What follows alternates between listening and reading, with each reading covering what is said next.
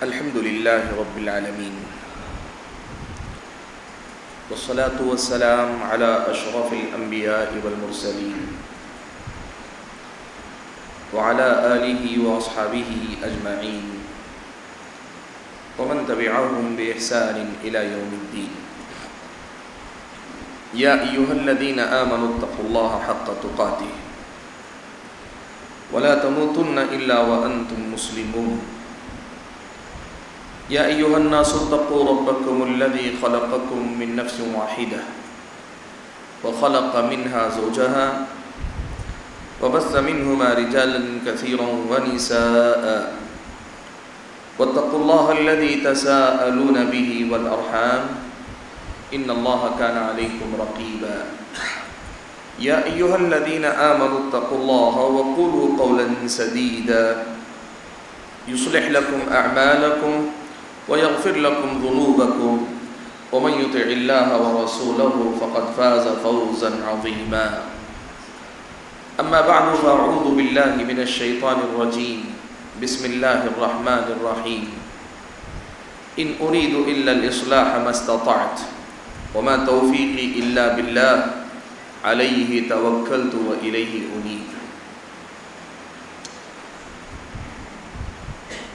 محترم حضرات، بزرگوں، نوجوان بھائیوں اور پردہ نشین خواتین اسلام،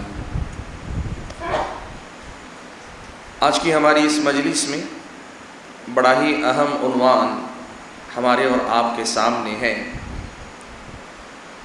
حقیقت یہ ہے کہ جب بات جوانی کی ہو، نوجوانوں سے متعلق ہو، تو بات جذبے کی ہوتی ہے، بات جوش اور ولولے کی ہوتی ہے، اور اکثر ایسا ہوتا ہے کہ خطیب خود بھی عنوان کے حساب سے اپنے اندر وہ گرمی جذبات کی محسوس کرتا ہے اور اس کی آواز میں، انداز میں آپ کو وہ چیز نظر آتی ہے۔ آج میں آپ کے سامنے شروع ہی میں اس مسئلے پر معذرت خواہ ہوں کہ میری آواز اس وقت جتنی میں اب بول رہا ہوں اس سے ذرا بھی اگر بلند ہونے لگی تو شاید میں اپنا عنوان مکمل نہیں کر پاؤں گا، میری آواز ذرا سا متاثر ہے۔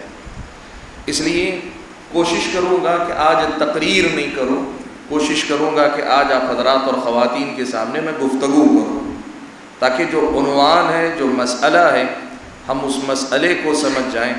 اللہ نے چاہا پھر کبھی تو پھر تقریر کو تقریر کے انداز میں بھی کریں گے۔ اللہ تعالی ہم اور آپ کو اس کی توفیق عطا فرمائے، آمین۔ بھائیو، سب سے پہلی بات جو اس سلسلے میں کہنا چاہوں گا، ہمارے نوجوانوں کو اکثر جب کبھی آپ سنتے ہیں یہی عنوان ہوتا ہے، نوجوانوں میں بگاڑ، نوجوانوں میں بگاڑ، نوجوانوں میں بگاڑ، تو کبھی کبھار نوجوان اپنے آپ میں یہ سمجھنے لگتے ہیں کیا صرف ہمارے اندر بگاڑ ہی ہے، ہمارے اندر کوئی سدھار نہیں ہے کیا؟ ہم کیا پورے بگڑے ہوئے ہیں، ہمارے اندر کوئی خیر نہیں ہے کیا؟ تو تقریر کی ابتدا میں پہلے اسی مسئلے سے کر لیتا ہوں کہ اللہ کا فضل و کرم ہے، اگر آپ آج سے 25-50 سال پہلے کے زمانے کے حالات اگر دیکھتے ہیں، آپ یقین کیجئے پہلے کے مقابلے میں آج کے نوجوانوں کے اندر دینداری کا مزاج الحمدللہ بہتر ہے۔ ہم کو یہ بات ماننی چاہیے۔ آپ ہمارے یہ جو بزرگ ہیں، ہمارے اپنے یہ جو ادھیڑ عمر افراد ہیں، ان سے آپ پوچھ لیجئے، انہوں نے دیکھے ہیں وہ دن جب مسجدوں میں بزرگوں کی تو ہوتی تھی، نوجوانوں کی حاضریاں نہیں ہوتی تھی۔ مسجدوں میں نمازوں کے اندر صرف بزرگ حضرات، بوڑھے حضرات ہوتے تھے، اکا دکا نوجوان ہوتے تھے۔ آج آپ دیکھیے اللہ کا فضل و کرم ہے، آپ کی اپنی مسجد کے مصلیوں میں نوجوانوں کی ماشاءاللہ کتنی تعداد ہے۔ تو پہلی بات ہم یہ مانیں کہ الحمدللہ جو بھی محنتیں ہیں، کوششیں، اللہ کی توفیق ہے، اللہ تعالیٰ کی نوازش ہے کہ پہلے کے مقابلے میں حالات بہتر ہیں، ہم یہ مانتے ہیں سب۔ لیکن اس کے باوجود بھی جب ہم یہ عنوان رکھتے ہیں کہ نوجوانوں میں اخلاقی اور دینی بگاڑ، تو کہنے کا مطلب یہ ہے کہ سدھار کا یہ سفر ابھی ادھورا ہے۔ نوجوانوں کو اپنے اندر ابھی جو بگاڑ باقی ہے یا بگاڑ پیدا ہو سکتا ہے، یا نئے حالات میں کچھ نئے قسم کا بگاڑ آ رہا ہے، اس بگاڑ سے اپنے آپ کو بچانے کی کوشش کرنی چاہیے، یہ مقصد ہوا کرتا ہے۔ ورنہ آپ کے بارے میں اگر کہا جا رہا ہے کہ نوجوانوں میں بگاڑ، تو یہ مطلب نہیں ہے کہ آپ کے اندر سدھار نہیں، ماشاءاللہ آپ کے اندر اللہ نے خیر رکھا ہے، اور ہم سب کو اللہ تعالیٰ نے ایمان کی دولت عطا کی ہے۔ آپ دیکھیے اس بگاڑ کے بارے میں سننے کے لیے ان کا حاضر ہونا، یہ خود ان کے اپنے خیر کی علامت ہے۔ اس بگاڑ کے بارے میں سننے کے لیے ان کا یہاں تک آنا، وہ جانتے ہیں پہلے سے عنوان کیا ہے، ٹاپک کیا ہے جانتے ہیں۔ ہماری بہنوں میں جو نوجوان بہنیں ہیں، لڑکیاں ہیں، وہ اگر آتی ہیں تو ان کو معلوم ہے بگاڑ، ان کی خرابیاں بتائی جائیں گی، لیکن اس کے باوجود وہ آگے بڑھ کے آ رہے ہیں، آ رہی ہیں، تو یہ خود ان کے خیر پہ ہونے کی علامت ہے کہ وہ خیر چاہتی ہیں۔ تو پہلی بات اس سلسلے میں ہم اور آپ کو یہ سمجھنی چاہیے کہ اللہ کے فضل و کرم سے خیر ہے، خیر باقی ہے، لیکن اصل میں خیر کو اور بڑھنا چاہیے، شر کو اور گھٹنا چاہیے، یہ اصل میں مقصد ہوا کرتا ہے۔ اور آج کی میری اپنی گفتگو بھی اصل میں اسی عنوان کو یا اسی پہلو کو سامنے رکھ کر ہونے والی ہے انشاءاللہ۔ بھائیو، دوسری بات جو اس مجلس میں کہنا چاہوں گا وہ یہ کہ ہم نوجوانوں کے سدھار کی بات کرتے ہیں، نوجوانوں کو بگاڑ سے نکالنے کی بات کرتے ہیں، جبکہ اصل کام جو ہم اور آپ کو کرنا چاہیے وہ یہ نوجوان کو بگڑنے سے روکنے کی کوشش اصل میں کرنی چاہیے۔ کیوں؟ بات دیکھیے، آپ اسلامی شریعت مجھ کو اور آپ کو یہ بتاتی ہے، اللہ کے نبی صلی اللہ علیہ وسلم نے فرمایا کل مولود یولد علی الفطرہ، ہر بچہ فطرت اسلام پر پیدا ہوتا ہے، فَأَبَوَاهُ يُهَوِّدَانِهِ أَوْ يُنَصِّرَانِهِ أَوْ يُمَجِّسَانِهِ، وہ تو فطرت اسلام پہ پیدا ہوا، لیکن اس کے ماں باپ ہیں۔ اہل علم نے شرح کرتے ہوئے لکھا کہ اس سے مراد صرف ماں باپ نہیں، اس کے اپنے ماں باپ، اس کا اپنا ماحول، اس کے اپنے ملنے جلنے والے، وہ اسے بگاڑ دیتے ہیں۔ ماں باپ اسے یہودی بناتے ہیں، ماں باپ اسے نصرانی بناتے ہیں، عیسائی بناتے ہیں، ماں باپ اسے مجوسی بناتے ہیں۔ اس کا مطلب کیا ہوا؟ نوجوانوں میں اصل بگاڑ نہیں ہے، نوجوانوں میں اصل سدھار ہے۔ ہماری اور آپ کی پریشانی کیا ہے پتہ ہے؟ آج جتنے دینی پروگرام ہوتے ہیں سب میں نوجوانوں کے بگاڑ کی اصلاح کی بات ہوتی ہے۔ آپ درس میں دیکھیں، آپ خطبات میں دیکھیں، آپ پروگراموں میں دیکھیں، نوجوانوں کے بگاڑ کو سدھار میں بدلنے کی بات ہوتی، جبکہ اصل جو کرنا چاہیے وہ یہ کہ ہم یہ کہیں ہمارے بچے نوجوان ہونے سے پہلے بگڑنے نہ پائیں، اس کی اصل میں ہمیں کوشش کرنی چاہیے۔ یہ ہمارا عجیب و غریب مسئلہ ہے، ہم پہلے گنوا دیتے ہیں پھر کمانے کی بات کرتے ہیں، پہلے ہم جوانی کے مرحلے میں آنے تک بگڑنے دیتے ہیں، پھر اس کے بعد سدھرنے کی ہم بات کرتے ہیں۔ میرے بھائیوں، آپ یقین کرو، اگر ہم اور آپ اپنے بچوں کی، اپنے نوعمر لڑکوں کی اور اپنے بالکل جوانی کے مرحلے سے قریب بھائیوں اور بہنوں کی ایسی تربیت کر لے جائیں، ایسی ان کی تربیت کر لے جائیں کہ اصل ان کے اندر خیر ہے، یہ شر پہ نہیں ہے۔ ہر ایمان والا بچہ، ہر مسلمان بچہ، ہر بچہ بلکہ جو پیدا ہونے والا ہر بچہ وہ فطرت اسلام پہ پیدا ہوتا ہے، اس کی اصل خیر ہے، اس کی اصل اچھائی ہے، وہ نیکی پہ پیدا ہوا ہے، اس کی پہچان نیکی ہے، برائی نہیں، برائی تو بعد میں آئی ہے، اصل میں اس کے اندر خیر ہے۔ ہم اور آپ کو یہ حکمت سمجھنی چاہیے کہ ہر بچہ، وہ شرابی کا بچہ ہو، وہ سود خور کا بچہ ہو، وہ کسی قاتل کا بچہ ہو، حتیٰ کہ میں آپ کو بتاؤں وہ کسی زانی کا بچہ ہو، وہ بچہ فطرت اسلام پہ پیدا ہوتا ہے، وہ بچہ اچھا ہوتا ہے، وہ نیک ہوتا ہے، وہ شریف ہوتا ہے۔ اصل میں ہمیں نوجوانوں کو سدھارنے کی بات کرنے سے زیادہ اپنے بچوں کو جوانی کے مرحلے میں آنے تک بگڑنے سے، بگاڑنے سے روکنے پہ بات کرنے کی زیادہ ضرورت ہے۔ اللہ کے بندو، ہمارے سماج میں آپ یہ دیکھیں، ہم بچوں کو چھوڑے ہوئے، ان کی تعلیم کا نظم نہیں، ان کی صحیح تربیت کا نظم نہیں، 15 سال تک لاڑ پیار میں پالتے ہیں، 15 سال تک اسکول کی تعلیم پہ توجہ ہوتی، جیسے ہی بچہ بالغ ہوا، بچی بڑی ہوئی، ہم چاہتے ہیں پورے دیندار بن جائیں. کوئی جادوئی چھڑی تو ہے نہیں، ایسے جھٹکے میں تو کچھ ہوگا نہیں. ہم اور آپ کو یہ سمجھنا پڑے گا کہ اصل میں جو خیر اللہ نے ان کے اندر رکھ کر پیدا کیا تھا نا، اس خیر کی ہمیں حفاظت کرنی پڑے گی. ہمیں نوجوانوں کو سدھارنے کی نہیں، بگڑنے دینے سے بچانے کی ضرورت ہے. ان کے اندر بگاڑ آئے نہیں، ان کے اندر خرابی داخل ہو نہیں، اس کی اصل میں ہم اور آپ کو فکر کرنی چاہیے. یہ دوسری اہم بات ہے جس کو ہم اور آپ کو اپنے ذہن و دماغ میں بٹھائے رکھنا چاہیے. بھائیو، آپ یقین کریں، آپ بستی میں ہیں، اپنے بچوں کو یہ اگر آپ کر سکیں کہ ہر بچہ اور بچی مکتب کی بنیادی تعلیم، چاہے گھر میں، چاہے مسجد میں، مدرسے میں یا گلی محلے میں قائم شدہ مکتب میں، اگر وہ بنیادی مکتب کی تعلیم حاصل کرے، اس کی تربیت پر محنت کی جائے، تو آپ یقین کریں یہ بگاڑ اتنا نہیں ہوگا جتنا بگاڑ آج ہمارے اور آپ کے سامنے نظر آتا ہے، اور جس کے نتیجے میں آج ہم ان کو سدھارنے کی بات کرتے ہیں، ہم ان کو بنانے کی بات کرتے ہیں. یہ دوسری اہم بات ہے جس پہ ہم اور آپ کو توجہ دینی چاہیے. تیسری بات، نوجوانوں کے دینی اور اخلاقی بگاڑ کی وجہ کیا ہے؟ اصل میں ہمارے پاس، مجھے معاف کیجئے، ہمارے اپنے علماء ہیں، جماعت و جمعیت ہے، ہمارے اپنی تربیت گاہیں ہیں، مدرسے ہیں، مساجد ہیں، لیکن اگر آپ بغور جائزہ لیں گے تو آپ کو شاید مجھ سے اتفاق ہو جائے کہ ہمارے پاس تربیت کا جو تصور ہے نا، اس میں بڑا خلل ہے. ہم نے تربیت کے مسئلے کو صحیح ڈھنگ سے سمجھا نہیں اور صحیح ڈھنگ سے ہم نے اس پہ کام نہیں کیا، جس کے نتیجے میں آج ہمارے ایک عام نوجوان کی زندگی میں بہت زیادہ بگاڑ نظر آتا ہے. اصل میں صحیح تربیت کی طرف توجہ دینی چاہیے. بگاڑ کی اصلاح تو ہوگی، لیکن بگاڑ کی اصلاح سے پہلے تربیت کے عمل کو صحیح سے انجام دینا چاہیے. میں اس تربیت کے حوالے سے کچھ باتیں آپ کے سامنے رکھنا چاہتا ہوں. ان باتوں کو آپ ذہن میں رکھیں اور آپ دیکھیں کہیں نہ کہیں ہم سے چوک اس میں ہو رہی ہے، یہ آپ کے سامنے بات خود بخود کھل کر آئے گی. کیا ہمیں کرنا چاہیے؟ دیکھیے، تربیت دو رخی عمل ہے. تربیت میں دو پہلو ہوتے ہیں.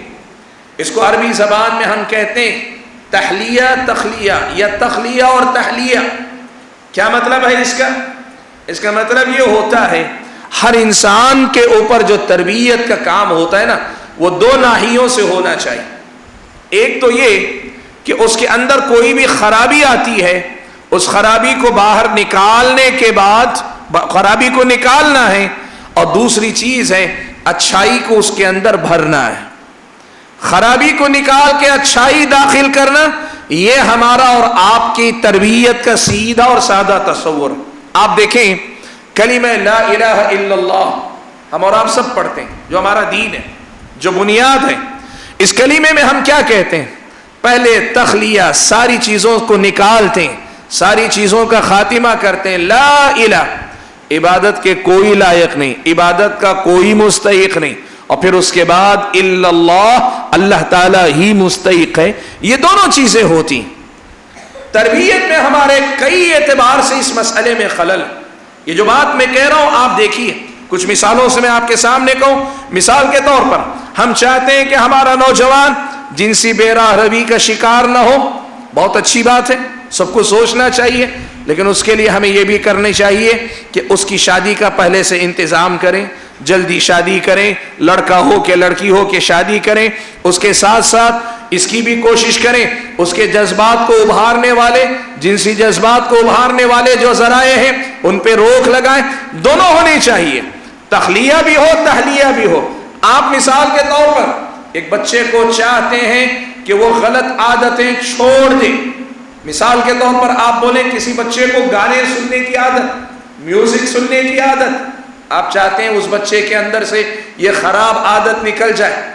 صرف آپ اسے گانے سننے سے روک دیں گے کافی نہیں ہوگا. اللہ کے بندو، آپ اس بچے کے اندر اس کی جگہ پر قرآن مجید سننے کا شوق پیدا کریں، یہ ضروری ہے. آپ کو یہ دونوں کام کرنے پڑیں گے. ہمارے سماج میں جو تربیت کا مسئلہ ہے نا، اس میں یہ دونوں پہلوؤں کو سامنے رکھیں کئی غلطیاں ہم کر رہے ہیں. سب سے پہلی غلطی کیا کر رہے ہیں؟ بچے کے اندر کی خرابی نکالے بغیر ہم اچھائی کو بھرنا چاہتے ہیں اس کے اندر۔ بچے کے اندر جو خرابی کمزوری، نوجوانوں کے اندر جو خرابی کمزوری، ہماری لڑکیوں میں جو کمی کمزوری ہے، اس کو نکالے بغیر ہم اس کے اندر اچھائیوں کو بھرنا چاہتے ہیں۔ یہ جو ہمارے واعظ و نصیحت، یہ جو ہماری تقریریں، یہ ہمارے سب کچھ جو ہوتے ہیں، ان میں بہت بڑا خلل یہ آپ کو دکھائی دے گا کہ خامیوں کو نکالے بغیر خوبیاں ہم پیدا کرنا چاہتے ہیں۔ بھائیو دیکھو انسانی مزاج کیسا ہے، وہی گلاس والی بات ہے جسے پوری طریقے سے بھرا گیا ہے۔ پانی سے اگر گلاس بھرا ہوا رہے، آپ اس میں دودھ ڈالنا چاہیں کہاں سمائے گا؟ بھرے ہوئے گلاس میں آپ کا دودھ کہاں سمائے گا؟ اس کو پہلے خالی کرنا پڑے گا، پھر آپ کو وہ اچھائی ڈالنی پڑے گی۔ ہماری اور آپ کی نوجوان نسل کا بڑا مسئلہ یہ ہے کہ ان کے دماغ میں، ان کی سوچ میں، ان کے مزاج میں، ان کی اپنی تربیت میں بہت ساری غلط چیزیں جگہ بنا چکی ہیں، بہت ساری باتیں غلط ہیں جو ان کے دل و دماغ میں گھر کر چکی ہیں۔ ہمیں ان کو سمجھنا پڑے گا، ان کو صاف کرنا پڑے گا، ان کو سمجھا کر ان سے منوانا پڑے گا۔ جب وہ مان لیں گے نا تو پھر آپ کی اچھی باتیں جگہ کر پائیں گی اور ان کو آسانی کے ساتھ یہ باتیں سمجھ میں آئیں گی۔ پہلی غلطی یہ کہ بچے کو اندر سے خالی کیے بغیر باہر سے ہم بھرنا چاہتے ہیں، ایک بات۔ دوسری غلطی، کچھ لوگ یہ کام کرتے ہیں، صرف یا تو برائیوں سے روکتے رہتے ہیں، روکتے رہتے ہیں، اچھائیاں ان کو سکھانے پر محنت نہیں کرتے۔ آپ سے برائیوں سے روکیں گے، رکے گا نہیں بچہ آپ کا۔ برائیوں سے آپ روکیں گے نا، وہ برائیاں نکل جائیں گی، لیکن اس کی زندگی میں خلا رہے گا، یہ خالی پن ہوگا۔ آپ نے مثال کے طور پر کہہ دیا کہ بھائی تم فلاں لڑکے کے ساتھ مت رہو، فلاں لڑکی کی صحبت میں مت رہو، صحبت سے بڑے نقصانات ہوتے ہیں، میں دیکھ رہا ہوں تم جب سے اس کے ساتھ ہو تمہارے اخلاق بدل گئے، تمہارے عادات بدل گئے۔ بچے کی سمجھ میں آ رہا ہے، وہ بچہ اس سے دور ہو جاتا ہے۔ اب آپ نے بری صحبت سے تو بچا لیا اس بچے کو، لیکن اس کا آلٹرنیٹ، آپ نے اس کا بدیل بچے کو کیا دیا؟ بچے کی زندگی میں خلا آیا نا، بچے کی زندگی میں ایک جگہ خالی ہوئی نا، اس کو اچھائی سے آپ کو بھرنا چاہیے۔ اس کو یا تو اچھے دوست دیں، یا اچھی مصروفیت دیں، یا خود آپ اس کے اپنے مزاج اور سمجھ بوجھ کے حساب سے آپ اس کے اچھے دوست بن جائیں، آپ اس کے ساتھ خیر خواہی کرنے والے۔ آپ ایک بچے کو برائی سے روک رہے ہیں، اس کے بدلے میں اس کی جگہ اچھائی بھریں۔ آپ بچے کو خالی کر رہے ہیں، بھر نہیں رہے ہیں۔ آپ بچے کو خالی کر رہے ہیں، بھر نہیں رہے، تو پھر بچہ کیا ہوگا؟ ایک بار سنے گا، دو بار سنے گا، پھر وہ برائی کی محبت میں نہیں جائے گا۔ یاد رکھنا، وہ اپنے خالی پن کو مکمل کرنے کے لیے دوبارہ اس کی طرف جائے گا۔ یہ ہمارے سماج کا ایک بہت بڑا مسئلہ ہے۔ ہم برائیوں سے روکتے، ہم بچے کو برائیوں سے نکالنا چاہتے ہیں، لیکن برائیوں سے نکلتے نکلتے اس کی زندگی میں جو خلا پیدا ہوتا ہے، جو خالی پن آتا ہے نا، اس کو ہم بھر نہیں پاتے ہیں، جس کی وجہ سے اکثر بچے آپ کی باتوں کو سمجھ کر بھی دوبارہ پلٹ کر برائی کی طرف جاتے ہیں۔ ان کو دوست چاہیے، ان کو کھیلنے والے چاہیے۔ چھوٹے بچے، لڑکا آپ کا ہے، آپ کی گلی کا کوئی لڑکا غلط ہے، آپ کہتے ہیں اس کے ساتھ مت کھیلو، آپ اس کے کھیلنے کا انتظام کرو، کچھ تو کرو جس سے اس آدمی کا خلا جو ہے وہ خالی پن ختم ہو۔ ایک تو یہ غلطی، اور تیسری یہ غلطی ہم اور آپ کرتے ہیں۔ کئی بار کیا ہوتا ہے، ہم اچھائیاں سکھاتے ہیں، لیکن برائیاں کہاں سے بچے کے اندر آ رہے ہیں اس پر ہم نظر نہیں رکھتے۔ نوجوان کو ہم اچھی چیزیں سکھا رہے ہیں، پڑھا رہے ہیں، لیکن ساتھ میں برائیاں کہاں سے آ رہی ہیں ان پہ روک نہیں لگاتے۔ یاد رکھنا اللہ کے بندو، آپ چاہے جتنی اچھی باتیں سکھا لیں، بری باتیں نوجوان کے اندر اگر آ رہی ہوں، اگر آپ ان پہ روک نہیں لگائے نا، آپ خالص کتاب و سنت کی باتیں، اللہ تعالیٰ کی باتیں بھی سمجھا لیں نا، تو بندہ ساری باتیں سمجھ کر بھی اچھا نہیں بن پاتا ہے۔ اس کی ایک مثال میں آپ کے سامنے دیتا ہوں۔ مان لیجئے کہ آپ کے پاس ایک ہاؤس ہے جس میں آپ تازہ پانی، ایک دم اچھا پانی، میٹھا پانی بھر کے رکھتے ہیں۔ آپ چاہتے ہیں یہ پانی تر و تازہ رہے، تاکہ وہ خود بھی آپ بھی دوسرے بھی اس سے فائدہ اٹھا سکیں.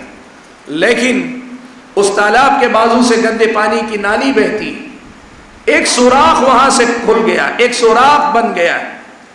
آپ اگر اس تالاب سے پانی کو صاف رکھنا چاہتے ہیں، اس حوض کے پانی کو صاف رکھنا چاہتے ہیں، اور آپ وہ جو نالی کی نالی کھل گئی وہاں سے ایک سوراخ بن گیا، اسے بند نہیں کریں گے نا تو کیا ہوگا معلوم ہے آپ کو؟ پانی گندا ہو گیا. آپ نے سارا حوض خالی کیا، دوبارہ ایک دم پاک و صاف پانی آپ نے بھر دیا. 2 دن گزریں گے وہ پانی پھر گندا ہوگا، پھر آپ صاف پانی نکالیں گے، پھر سے بھریں گے صاف پانی، 2 دن بعد پھر وہ گندا ہو جائے گا. طریقہ کیا ہے؟ طریقہ یہ ہے کہ آپ وہ جو گندگی جہاں سے آ رہی ہے اس کو اچھے سے بند کر دیں. ایک مرتبہ اچھے سے بند ہو جائے گا، اس کے بعد گندا پانی نکال کر صاف پانی ایک مرتبہ بھر دیجئے، ایک مدت دراز تک وہ پانی صاف کا صاف ہی رہے گا. تربیت میں یہ ہونے والی غلطیاں ہمارے اور آپ کے نوجوان نسل کو پوری طرح سے دیندار بنانے میں ناکام نظر آتی. ورنہ آپ سوچو، اتنے واعظ و نصیحت، اتنی تقریریں، والدین کی اتنی توجہ، والدین کی اتنی فکر. اور میں ایک بات کہوں، یہ میں تجربے کی بنیاد پہ کہہ رہا ہوں، خود ہمارے اپنے نوجوانوں کے ارادے اور کوششیں، وہ نیک بننا چاہتے ہیں، وہ اچھے بننا چاہتے ہیں، وہ اللہ کے بندے اور بندیاں بننا چاہتے ہیں، لیکن پھر بھی نیک نہیں بن پاتے. کیوں ہوتا ہے؟ اس لیے کہ یہ جو تربیت کے سلسلے میں بنیادی باتیں، ان کو ہم اور آپ نظر انداز کر دیں. آج جو بات میں کہنا چاہتا ہوں وہ یہ، آپ ایک نوجوان کی حیثیت سے خود کو سدھارنا چاہتے ہیں، یا سرپرست اور والدین کی حیثیت سے اپنے بچوں کو سدھارنا چاہتے ہیں، تو پھر آپ کی یہ ذمہ داری بنتی ہے کہ ان باتوں پہ نظر رکھیں. آپ مثال کے طور پر کسی غلط آدمی کو سننے نہیں دیکھنا چاہتے، کہتے ہیں بھائی فلاں اسپیکر کو مت سنو، فلاں صاحب کو مت سنو. آپ کو کرنا یہ چاہیے، اس کے بجائے کس کو سننا چاہیے؟ وہ جو چیزیں سیکھنا چاہتے ہیں وہ چیزیں ان کو کہاں سے مل سکتی، آپ یہ ان کو بتانے کی کوشش کریں، تبھی جا کر یہ ساری خون خرابیاں رکیں گی اور اچھائیاں بچوں کے اندر آئیں گی. ورنہ آپ کی باتیں صحیح ہو کر بھی نتیجے تک نہیں پہنچائیں گی. بھائیو، اگلی بات جو میں اس سلسلے میں کہنا چاہوں گا، ہمارے اور آپ کے نوجوانوں کے بگاڑ کی وجہ کیا ہے؟ ایک بہت بڑی وجہ ہے، وہ یہ ہے کہ ہم اپنے بچوں کو اور بچیوں کو جس سماج کے حوالے کر رہے ہیں، جس ماحول کے حوالے کر رہے ہیں، اس ماحول کے سلسلے میں ایک بنیادی مسئلہ ہم اپنے بچوں کو سکھا نہیں پاتے، جس کی وجہ سے کئی خرابیاں جنم لیتی ہیں. وہ کیا ہے؟ دیکھیں، آپ یہ بات یاد رکھیں، ہم مسلمان ہیں، مسلمان آخرت پر ایمان رکھتا ہے، اسے معلوم ہے کہ فَمَن يَعْمَلْ مِثْقَالَ ذَرَّةٍ خَيْرًا يَرَهُ، جو بندہ ذرہ برابر نیکی کرے گا وہ دیکھے گا، اسے جواب میں حساب کتاب دینا پڑے گا. وَمَن يَعْمَلْ مِثْقَالَ ذَرَّةٍ شَرًّا يَرَهُ، ذرہ برابر بھی برائی کرے گا وہ دیکھے گا. یہ ایمان، یہ یقین ہے. اور دوسری طرف یہ جو دنیا، یہ دنیا والے، یہاں کی اکثریت، کم سے کم ہم اپنے ملک کے دائرے کی بات کریں، یہاں کی اکثریت وہ ہے جو آخرت پر ایمان نہیں رکھتی، وہ آخرت پر ایمان نہیں رکھتے. نتیجہ کیا ہے؟ اس کے نتیجے میں زندگی کو دیکھنے کا ان کا نظریہ، زندگی کو دیکھنے کا ایک مسلمان کا نظریہ، دونوں میں بڑا زمین آسمان کا فرق. زندگی جینے کا ان کا طریقہ اور زندگی جینے کا ایک مسلمان کا طریقہ، بہت بڑا فرق ہے دونوں میں. آج ہمارا اور آپ کا مسئلہ یہ ہے کہ ہم اپنے بچوں کو، بچیوں کو، اپنے نوجوانوں کو اس تربیت کے بغیر اتارتے ہیں. ہم یہ نہیں بتا پاتے کہ بیٹا تم ان کے درمیان ہو لیکن ان جیسے نہیں ہو. تمہاری اپنے ایمان میں، ان کی اپنی دنیا کو دیکھنے کی نظر میں بڑا فرق ہے.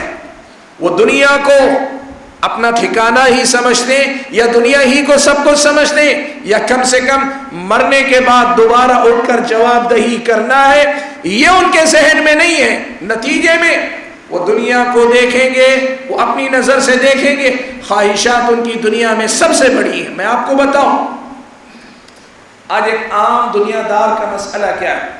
اس کی زندگی جینے کا اصول یہ ہے، حرام حلال یہ ساری چیزیں اس کے لیے کوئی معنی نہیں رکھتے. اس کے لیے زندگی جینے کا ایک ہی اصول ہے. وہ اصول کیا ہے؟ تمہاری ذات سے کسی انسان کا نقصان نہیں ہونا چاہیے. تمہاری ذات سے کسی انسان کا نقصان نہیں ہونا چاہیے. اس سے ہٹ کر تم کیا کرتے ہو کیا نہیں کرتے ہو سب صحیح ہے. تم شراب پیو، تم زنا کرو، تم جو چاہے کرو، لیکن جب تک یہ کسی کے نقصان کے بغیر، رضامندی سے زنا ہو کوئی حرج کی بات نہیں، زبردستی ہو یہ غلط ہے. شراب نوشی آپ اپنی مرضی اور خوشی سے پیتے ہیں، آپ کو بالکل پینے کا حق ہے، لیکن اگر آپ شراب پی کر کسی کا نقصان کر دیں، نقصان کرنے کی آپ کو چھوٹ نہیں. آپ قتل نہیں کر سکتے، لیکن رضامندی سے دھکا مکی مارا سب چل سکتا ہے.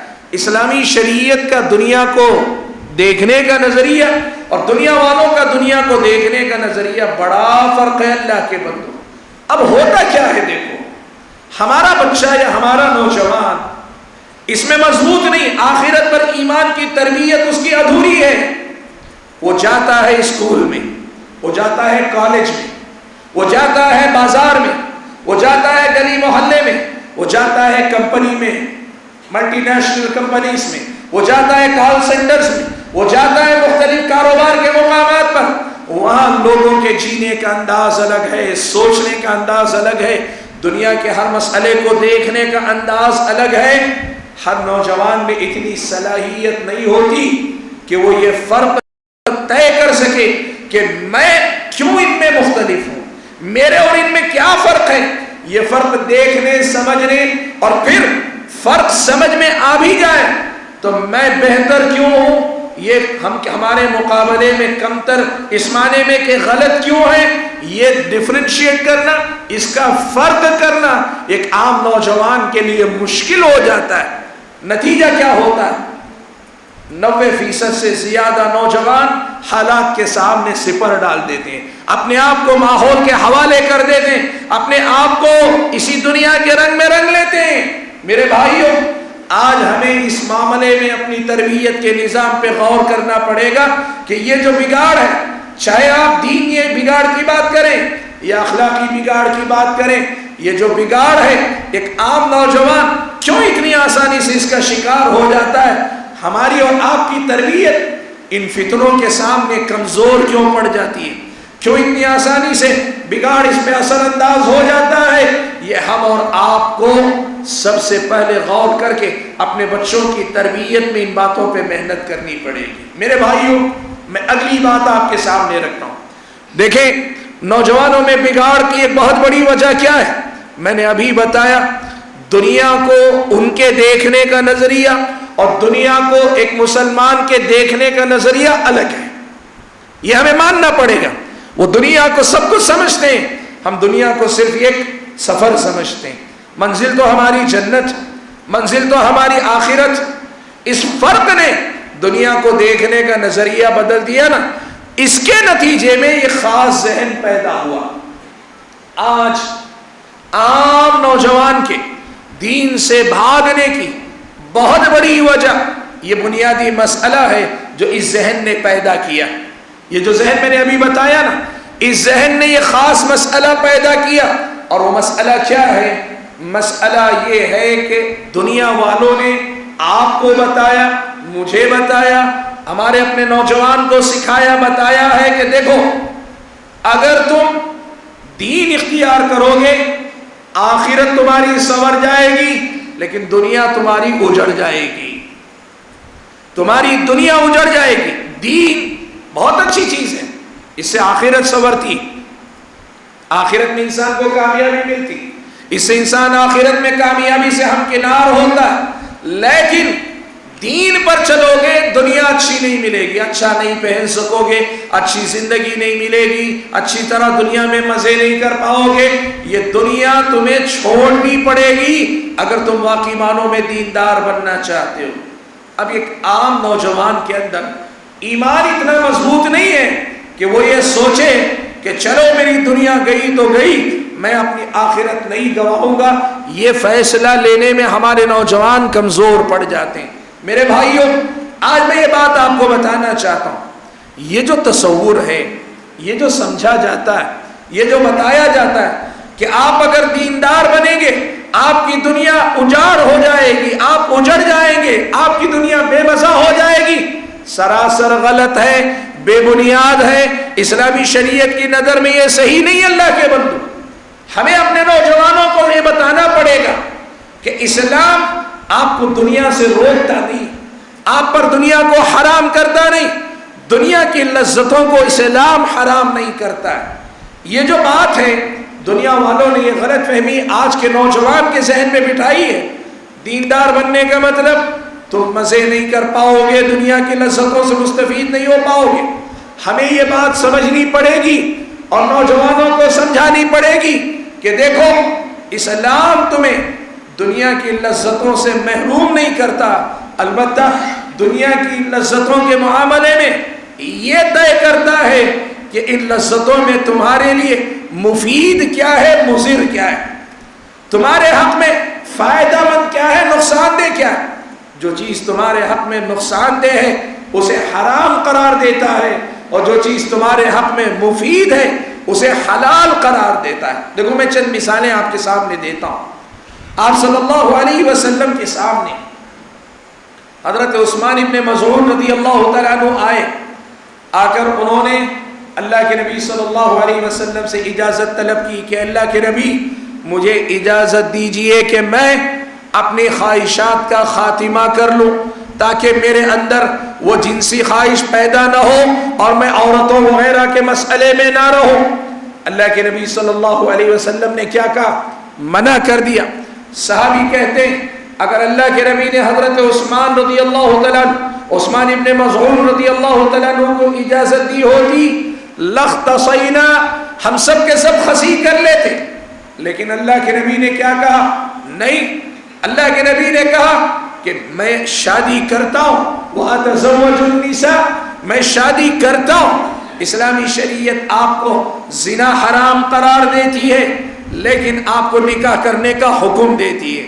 آپ یہ مسئلہ سمجھیں، دنیا والوں کو، ہمارے نوجوانوں کو یہ بات سمجھانی چاہیے کہ اسلام کسی بھی مفید چیز کو حرام نہیں کہتا، اور اسلام آپ کی دنیا کو اجاڑنے کی بات نہیں کرتا۔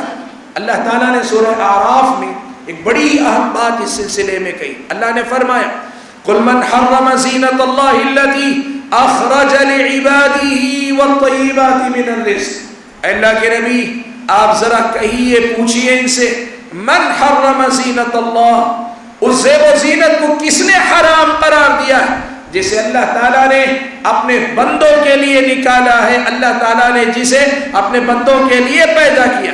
زیب و زینت اللہ نے تمہارے لیے پیدا کی، اللہ نے اسے حرام نہیں کیا، اور دنیا والوں کون ہے جو اسے حرام قرار دیتا ہے؟ مسئلہ بس اتنا ہے اللہ کے بندو، اللہ نے جس چیز کو حرام قرار دیا نا، ہمارے نوجوانوں کو سمجھنا چاہیے اس میں ہمارا آپ کا نقصان ہے، تبھی حرام قرار دیا۔ اللہ نے کچھ چیزوں کو حرام قرار دیا اور کچھ چیزوں کو اللہ تعالیٰ نے لمٹ دی، حد دی ہے کہ ہاں اتنا کر سکتے ہو، اس سے زیادہ نہیں کر سکتے ہو، اس لیے کہ جن کو حرام کیا اس میں نقصان تھا، اور جن کی لمٹ رکھی حد سے آگے جانے میں اس میں نقصان تھا۔ آج ہماری اپنی نوجوان نسل کو یہ بات اس طرح سمجھانے کی ضرورت ہے کہ یہ اسلام اور اسلام کا ہر مسئلہ، اسلام کی ہر تعلیم تمہاری میری زندگی میں خیر ہی خیر لائے گی، اس میں تمہارا میرا نقصان نہیں ہے۔ یہ بات ہم اور آپ کو نوجوان نسل کو سمجھانی پڑے گی۔ حاضرین گرامی، یہ بنیادی کچھ باتیں تھیں جن خطوط پر ہم اور آپ کو تربیت کا کام کرنا چاہیے۔ رہی بات ہمارے نوجوانوں میں بگاڑ کہاں کہاں سے آتا ہے، میں دو وجوہات آپ کے سامنے رکھتا ہوں۔ ابن قیم رحمۃ اللہ علیہ نے یہ بات لکھی ہے کہ شیطان آدم کی اولاد پہ جو حملہ آور ہوتا ہے نا، کہ شیطان آدم کی اولاد پر حملہ آور ہوتا ہے دو راستوں سے، ایک شبہات کا راستہ اور دوسرا شہوات یعنی خواہشات کا راستہ۔ آج آپ نے جو عنوان منتخب کیا، نوجوانوں کا دینی بگاڑ اور نوجوانوں کا اخلاقی بگاڑ، حقیقت میں یہ انہی دو باتوں کا نام ہے۔ دینی بگاڑ کا تعلق شبہات سے ہے اور اخلاقی بگاڑ کا تعلق شہوات سے ہے۔ ہمیں اس پہ نظر رکھنی چاہیے کہ یہ شبہات کا فتنہ کہاں سے آتا ہے اور شبہات کے فتنے کا مقابلہ کیسے کیا جاتا ہے، شہوات کا فتنہ کہاں سے آتا ہے، اس کا مقابلہ کیسے کیا جاتا ہے۔ میں مختصراً آپ کے سامنے اس پہ روشنی ڈالتا ہوں۔ میرے بھائیوں، شبہات کا مسئلہ کیا ہے آپ یاد رکھیں۔ اللہ تبارک و تعالیٰ کا یہ دین ہے، یہ جو دین ہے، یہ دین اللہ تبارک و تعالیٰ نے بڑا واضح دین بتایا۔ اللہ تعالیٰ نے کتاب کو، قرآن مجید کو کتاب مبین کا، واضح کتاب کا۔ اللہ کے نبی صلی اللہ علیہ وسلم کو اللہ نے کہا لِتُبَيِّنَ لِلنَّاسِ، اللہ کے نبی کی گفتگو کو جو قرآن کی تفسیر کرتے ہوئے آپ فرماتے اسے اللہ نے بیان کا، یعنی کھول کھول کر آپ بیان کر دیں۔ یہ دین ایک واضح دین ہے اللہ کے بندو۔ اگر کوئی بندہ اس دین کو صحیح طریقے سے لیتا ہے، صحیح جگہ سے لیتا ہے، یہ دین شبہات سے پاک ہے، یہ دین شکوک سے پاک ہے، اس دین کے اندر گمراہی کی کوئی بنیاد نہیں، بلکہ یہ کتاب ہدایت ہے۔ اللہ کے نبی صلی اللہ علیہ وسلم کی باتیں ہدایت اور رہنمائی کی باتیں، یہاں کتاب و سنت کو صحیح ڈھنگ سے لینے والا آدمی فتنوں سے محفوظ رہتا ہے۔ لیکن شبہات کہاں سے آتے ہیں آپ کو پتہ ہے؟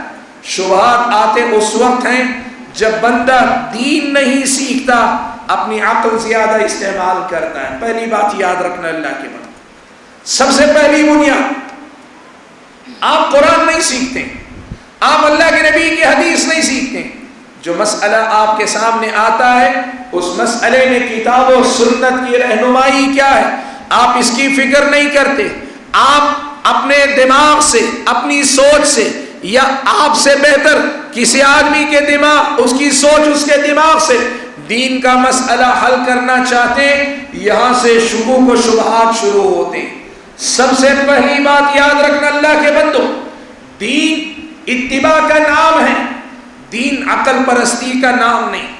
ہاں، یہ دین انسان اگر سمجھنے کی کوشش کرے، صحیح ڈھنگ سے اپنی عقل کا استعمال کرے، اسلامی تعلیم کی ہر بات معقول نظر آتی۔ میں اس کو آسان الفاظ میں یوں کہتا ہوں، آپ کی عقل میں جو سما جائے وہ دین نہیں ہے، آپ کی عقل جسے صحیح کہے وہ دین نہیں۔ لیکن آپ اگر کتاب و سنت کی تعلیمات کی روشنی میں دین معلوم کر لیں اور اسے سمجھنے کی کوشش کریں تو پھر جلد یا بدیر اس کے معقول ہونے کو آپ خود بخود سمجھ لیں گے۔ میرے بھائیوں، شبہات کہاں سے آتے ہیں؟ پہلی بات کہ بندہ دین سیکھتا نہیں، دین پڑھتا نہیں، دین حاصل کرتا نہیں۔ آپ جانتے ہیں عبادات ہیں، معاملات ہیں، اخلاق ہیں، عقائد ہیں، غیب کی باتیں، سب کے بارے میں اسلامی شریعت کی تعلیمات موجود ہیں۔ بندہ اگر کتاب و سنت کی صحیح تعلیمات صحابہ کی سمجھ کے مطابق اگر لینے لگے نا تو پھر یہ تعلیمات آدمی کو شبہات سے بچا لیتی ہے، بلکہ شبہات میں پڑے ہوئے انسان کو باہر نکالنے والی۔ مسئلہ پہلا یہ ہوتا ہے کہ ایک عام نوجوان پڑھتا نہیں، دین سیکھتا نہیں، اپنی کم علمی، لا علمی کی بھرپائی اپنی عقل، اپنی سمجھداری، اپنی سوچ بوجھ اور اپنی رائے سے کرنا چاہتا ہے، یہاں سے شکوک و شبہات جگہ پاتے ہیں۔ یہ پہلی وجہ۔ دوسرے نمبر پہ یاد رکھنا اللہ کے بندو، میں نے آپ کو بتایا کتاب ہے، سنت رسول ہے، اور قرآن و سنت کو صحابہ نے جیسے سمجھا ویسے سمجھ لیں گے، آپ کے پاس دین بہت واضح ہوگا، شکوک و شبہات آپ کے اندر نہیں ہوں گے۔ ہمارا نوجوان کیا کرتا ہے پتہ ہے آپ کو؟ یہ دین قرآن سے نہیں لیتا، سنت سے نہیں لیتا، صحابہ کی سمجھ کے مطابق نہیں لیتا، اہل بدعت سے لیتا ہے۔ کسی بدعتی کو سن لیا، کسی جو ہے خارجی کو سن لیا، کسی رافضی کو سن لیا، کسی بھٹکے ہوئے انسان کو سن لیا، کسی بہکے ہوئے انسان کو سن لیا۔ اللہ کے بندو، آپ کو معلوم ہے اللہ کے نبی موجود تھے تب بھی لوگ شکوک و شبہات پیدا کیا کرتے تھے۔ آپ کو یہ سمجھنا چاہیے کہ اللہ کے نبی موجود تھے لوگ اس وقت بھی شکوک و شبہات پیدا کیا کرتے تھے، سوالات کیا کرتے تھے، ایسے سوالات جن کا مقصد دین کو سمجھنے سے زیادہ دین پر دینداروں پہ اعتراض کرنا تھا۔ اسلامی شریعت نے ہم اور آپ کو اسی لیے ایک سبق سکھایا، یاد رکھنا۔ وہ سبق کیا ہے؟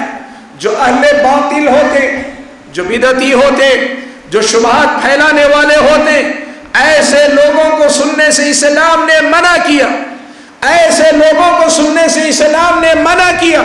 لیکن ہمارے اپنے نوجوان یہ کہتے ہیں نہیں، ہم سب سنیں گے، ہم سب پڑھیں گے۔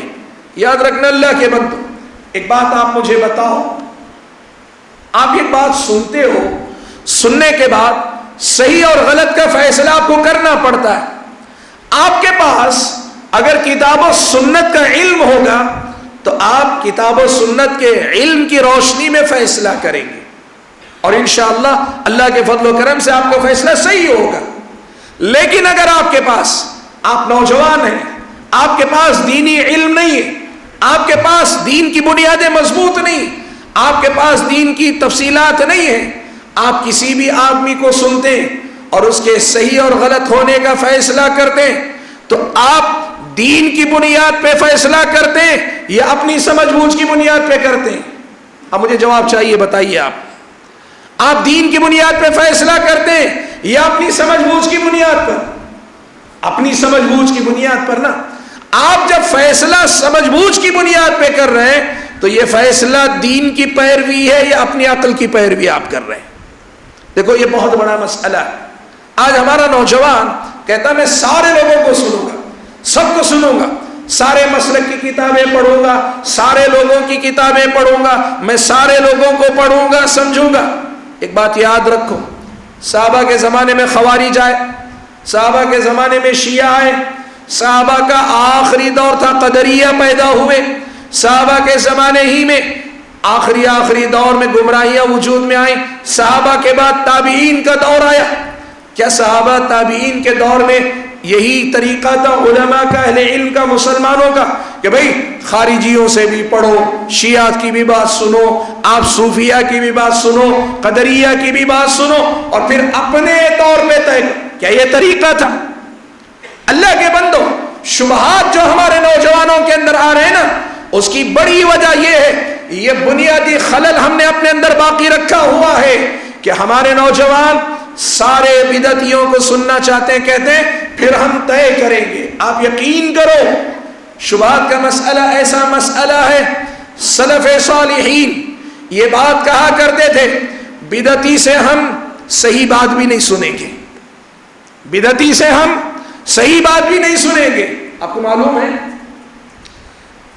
امام زہری رحمت اللہ علیہ کے پاس، امام زہری رحمت اللہ علیہ کے پاس ایک بدعتی آیا، اس نے آ کر ایک بات کہی، اس نے کہا کہ دیکھو میں آپ کو ایک مسئلہ سنانا چاہتا، کہا نہیں تجھ سے میں نہیں سنوں گا، کہا ٹھیک ہے تو میں قرآن کی آیت ہی سنا دیتا ہوں، کہا قرآن کی آیت ہی لیکن میں تجھ سے نہیں سنوں گا، بات قرآن کی لیکن میں تجھ سے نہیں سنوں گا، کیوں؟ کہا اس لیے کہ مجھے یہ ڈر ہے کہیں قرآن کی آیت پڑھتے ہوئے کوئی بات تیری طرف سے میرے دل میں شبہ نہ پیدا کر دے اور یہ میرے لیے فتنہ نہ بن جائے۔ میرے بھائیوں میری بات بار بار سنو، میں کہہ رہا ہوں یہ جو آپ کہہ رہے ہیں نا ہم سب کو سنیں گے، خاص طور پہ سوشل میڈیا کا یہ طوفان جو آیا ہے نا، سب چیزیں کھلی ہوئی، آپ سب کو سننا چاہتے ہیں۔ میں بات پھر کہہ رہا ہوں، آپ قرآن مجید، احادیث، سلف صالحین کے فہم کے مطابق صحابہ تابعین نے جیسے سمجھا تھا ویسے اگر آپ سمجھتے ہیں نا تو پھر اللہ کے فضل و کرم سے یہ دین شبہات سے آپ کو باہر نکالنے کا ذریعہ بنے گا۔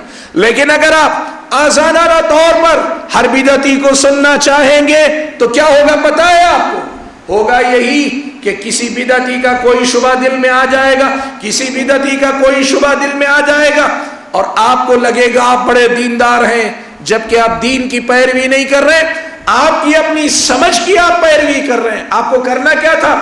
کتاب و سنت کی پیروی کرنی چاہیے۔ میرے بھائیوں یہ دوسری وجہ، ایک تو یہ کہ اپنی عقل سے فیصلہ کرتے ہیں اور دوسرا یہ کہ بدعتیوں کو سنتے ہیں، اور تیسرے نمبر پہ یہ بات سننا۔ آج ہمارے نوجوانوں کا ایک عام مسئلہ، علاج کرنا ہو ڈاکٹر کو ڈھونڈتے ہیں، सर्टिफाइड डॉक्टर को ढूंढते हैं, सिर्फ सर्टिफाइड डॉक्टर नहीं, डॉक्टरों में से बेहतर डॉक्टर को देखते हैं, और अगर है भी उससे ऊंची डिग्री वाला MBBS के बाद MD को देखते हैं, और अगर मौका हुआ सर्जन को देखते हैं, और ऊपर जाते हैं।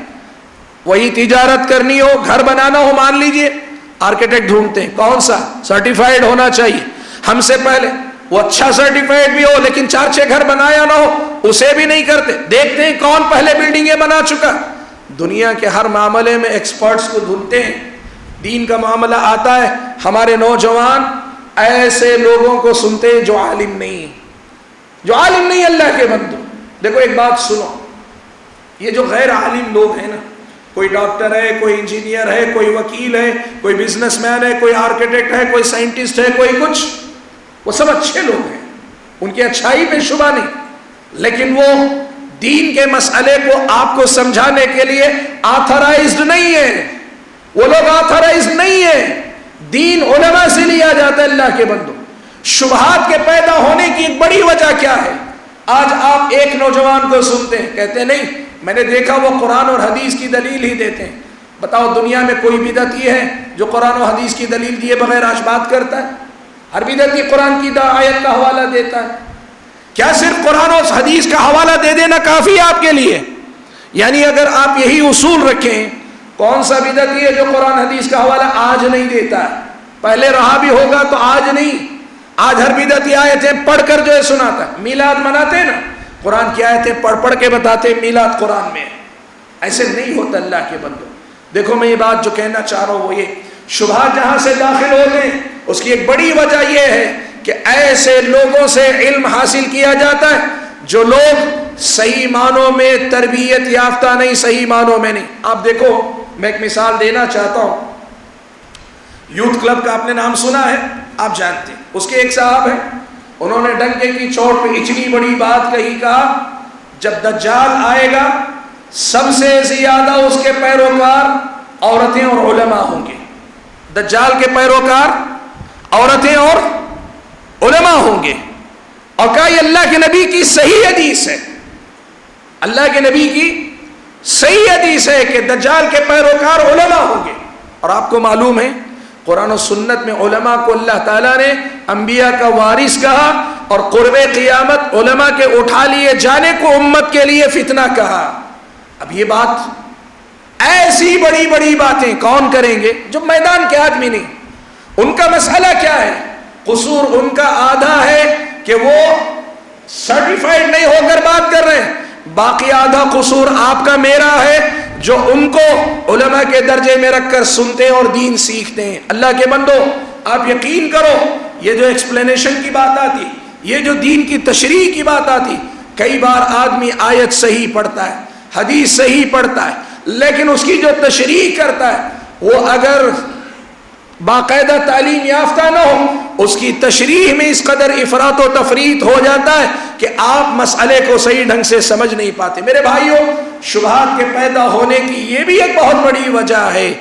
इसीलिए एक बात याद रखें, आपको दीन सीखना है मुस्तनद उलमा से, जो उलमा किताब और सुन्नत के हामिल हो, सलफ़ सालिहीन के मनहज के पाबंद हो, ऐसे उलमा की ज़ेरे निगरानी आप इल्म हासिल करें। जितना इल्म हासिल करेंगे फितनों से उतने ही ज्यादा आप दूर होते जाएंगे। मेरे भाइयों, नौजवानों में बिगाड़ की एक वजह जो इन्हीं शुबहात से जुड़ी हुई है वो है उलमा से इनका ताल्लुक ना होना, उलमा से कते ताल्लुक।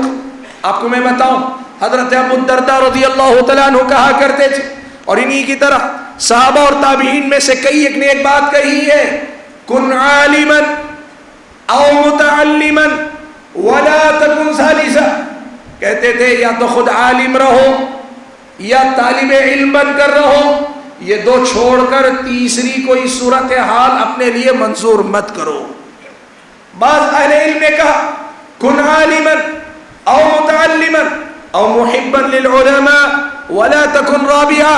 का या तो आलिम रहो या तालिबे इल्म बनकर रहो या कम से कम उलमा से मोहब्बत करने वाले बनकर रहो। इन तीन को छोड़कर चौथी हालत अपने लिए मंजूर ना करो। भाइयों, मैं एक बात आपको बताऊं, देखो मोटी मोटी बात है, बहुत आसान अल्फाज में समझ में आ जाएगी। آپ یہ بات جانتے ہیں، آپ اور میں جس دین کا نام لے کر جیتے ہیں، جس دین پہ ہم چلتے ہیں، یہ دین قرآن و سنت کا نام، یہ دین قرآن و سنت کا نام۔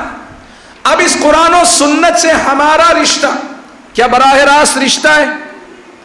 میری بات سمجھیں آپ ذرا سا، قرآن و سنت سے میرا اور آپ کا رشتہ کیا براہ راست ہے؟ ہونا تو چاہیے، براہ راست ہی، ڈائریکٹ ہونا چاہیے۔ لیکن آپ بتائیے، ایک عام نوجوان آپ میں سے، کیا آپ براہ راست قرآن و سنت سے آپ کا رشتہ ہے؟ میں جانتا ہوں آپ میں سے بہت سارے لوگ ایک انجینئر کو جانتے ہیں جو ہمیشہ یہ کہتے ہیں علمی کتابی۔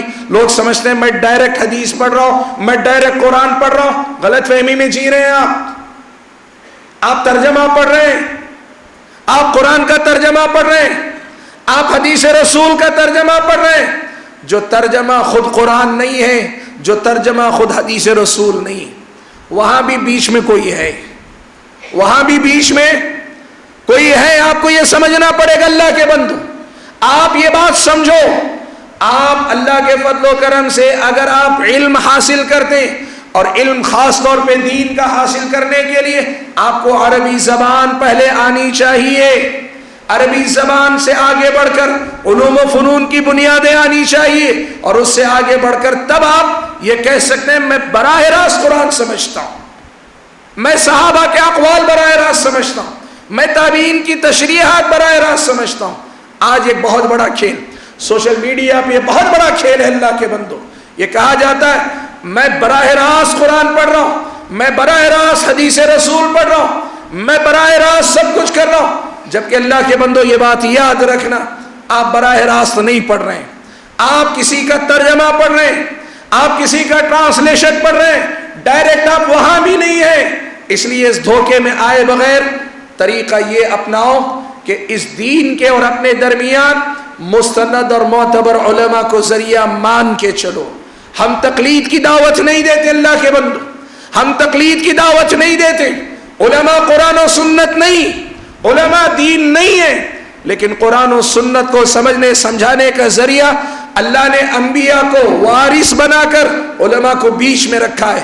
اللہ کے لیے اپنا تعلق اچھے علماء سے، کتاب و سنت کی تعلیمات کو صحیح ڈھنگ سے سمجھنے والے علماء سے اپنا تعلق مضبوط رکھو، تبھی جا کر آپ اللہ کے فضل و کرم کے بعد فتنوں سے محفوظ رہیں گے۔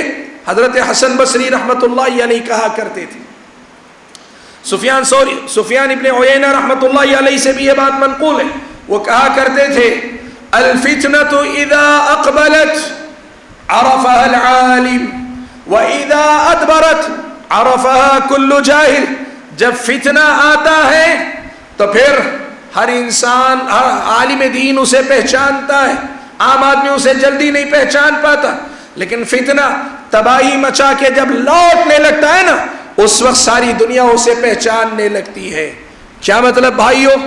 آج یہ بات یاد رکھنا، قرآن و سنت میں اگر آپ دیکھیں گے، اور آج کے بعد آپ چاہو تو اس پہ جا کے ریسرچ کرو، پڑھو، دیکھو، قرآن و سنت میں اللہ تعالیٰ نے علماء کو اللہ تعالیٰ نے دین کے ترجمان کے طور پر، دین کی وضاحت کرنے والے، انبیاء کے وارث کے طور پر امت کے لیے ضمانت قرار دیا اللہ تعالیٰ نے۔ اور آج سوشل میڈیا پہ جتنے ایسے فتنے اٹھے نا، وہ سب ایک کام سب سے پہلے کرتے ہیں، وہ کیا کرتے ہیں پتہ ہے؟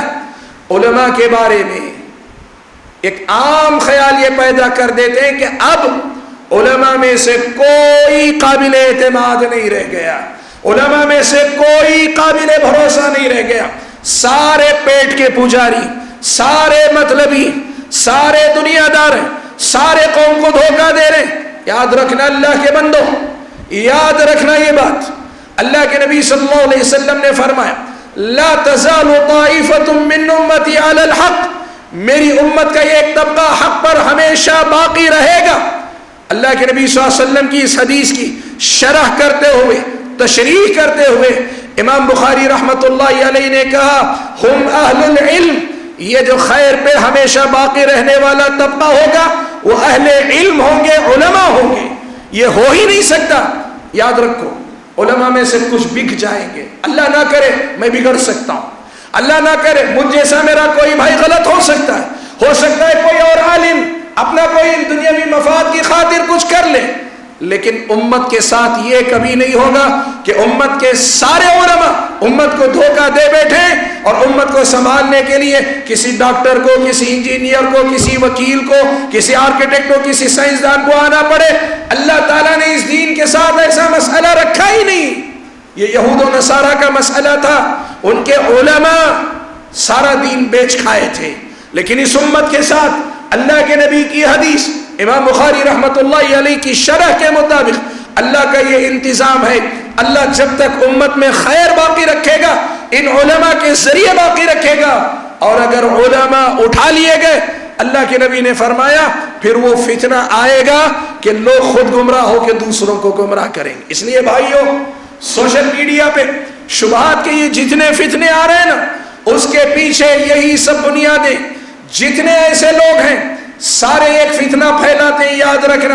وہ سب سے پہلے کوشش یہ کرتے ہیں، بعض علماء جو سچ میں غلط ہیں، بعض علماء جو سچ میں پیٹ پالنے والے، بعض علماء جو سچ میں دنیا دار ہیں، ایسے لوگوں کی مثالیں سنا سنا کر ایک عام نوجوان کے دل سے علماء کا وقار، علماء پہ اعتماد، علماء پہ بھروسہ، علماء کی ثقافت، اس کا خاتمہ کرنا چاہتے ہیں۔ یاد رکھنا اللہ کے بندو، میں آپ کو بتاؤں اس امت میں سب سے پہلا فرقہ کون سا آیا تھا؟ خوارج آئے تھے۔ اور خوارج کا مسئلہ کیا تھا معلوم ہے آپ کو؟ انہوں نے دو معاملات میں بغاوت کی تھی، انتظام و انصرام کے معاملات میں، حکومت کے معاملے میں حکمرانوں کے باغی تھے، اور دین کو سمجھنے سمجھانے کے معاملے میں صحابہ کرام جو وقت کے علماء تھے ان کے باغی تھے، یہ ان کے باغی تھے۔ اور آج سوشل میڈیا پہ جتنے ایسے بیٹھے جو علماء سے بغاوت سکھاتے ہیں نا، آپ یاد رکھنا یہ خارجیت کا ایک باب ہے، یہ خوارج کی ایک پہچان ہے جو علماء سے کلی بغاوت سکھاتے ہیں۔ یاد رکھو اللہ کا فضل و کرم ہے، مسلک اہل حدیث کا یہ امتیاز ہے اللہ کے بندو، یاد رکھنا۔ ہم نے علماء کی اندھی تقلید کے خلاف ہمیشہ سے بات کی، آج بھی کرتے ہیں، ہم یہ آج بھی کہتے ہیں علماء دین نہیں ہے، علماء دین کے ترجمان ہیں، ان کی بات صحیح ہو تو کتاب و سنت کے مطابق لی جائے گی، اور ان کی بات غلط ہو تو کتاب و سنت کی روشنی میں، صحابہ کی سمجھ کی روشنی میں چھوڑ بھی دی جائے گی۔ لیکن یہ غلط ہوگا کہ علماء کو سرے سے باہر نکال دو اور کہو ہم دین پوری طرح سے سمجھیں گے، ہم دین سمجھائیں گے۔ یہ فتنہ ہے، یہ خارجیت تھی جو آج نئے لباس میں آپ کے درمیان آ رہی ہے۔ میرے بھائیوں، شبہات یہاں سے آ رہے ہیں، شبہات یہاں سے ہمارے اور آپ کے اندر آ رہے ہیں۔ میں نے کہا یہ دینی بگاڑ کے کچھ میدان تھے، مسائل تھے۔ آئیے اخلاقی بگاڑ کی طرف، بات بہت لمبی ہو گئی، اخلاقی بگاڑ کی طرف آئیے۔ اخلاقی بگاڑ کیا ہے اللہ کے بندو؟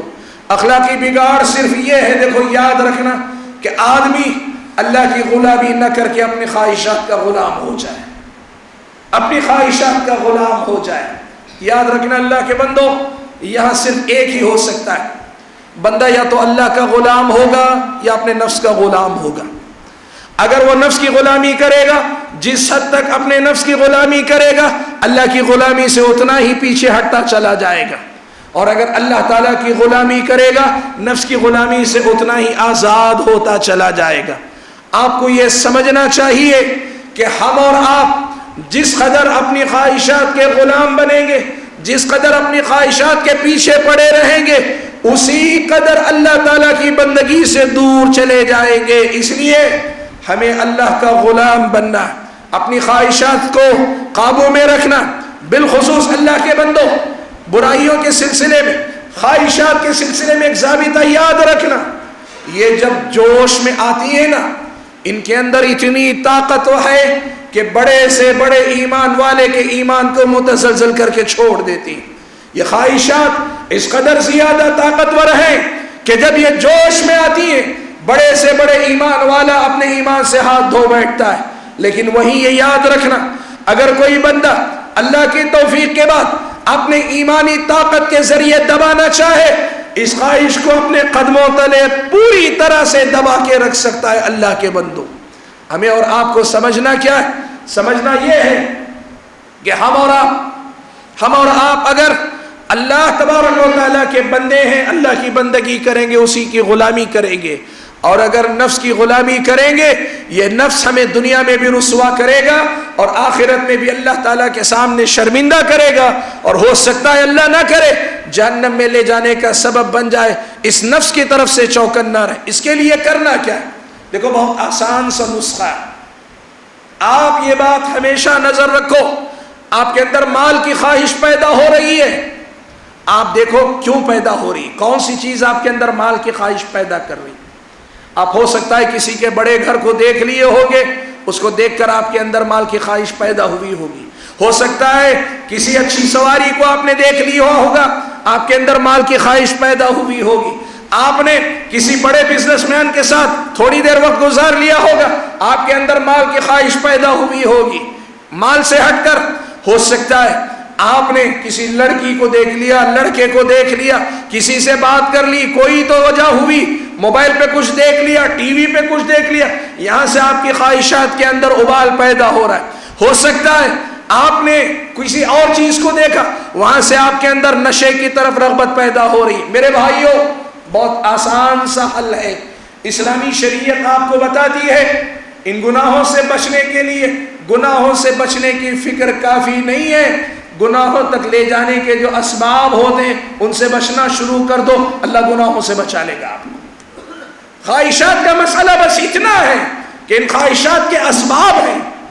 ہم زنا سے بچنا چاہتے ہیں لیکن اسباب سے نہیں بچنا چاہتے، ہم مال کے فتنے سے بچنا چاہتے ہیں لیکن مال کی محبت بڑھانے والے اسباب سے بچنا نہیں چاہتے، ہم نشے کے نقصانات، نشے سے بچنا چاہتے ہیں لیکن نشے تک لے جانے کا جو سبب بنتی، جو صحبتیں، جو تعلقات، ہم اس سے بچنا نہیں چاہتے۔ میرے بھائیوں بہت سادہ سا اصول ہے، اپنی خواہشات سے یا اپنی جو خواہشات کی غلامی، اس سے آپ کا نقصان ہو رہا ہے، آپ کے دین اور آپ کا اخلاق بگڑ رہا ہے، آپ اس سے بچنا چاہتے ہیں، بہت سادہ سا اصول ہے، یہ جو خواہشات جن کو تحریک جہاں سے ملتی ہے ان اسباب پہ قابو پالو، اللہ کے فضل و کرم سے آپ خواہشات کے فتنے سے بچا لیے جاؤ گے۔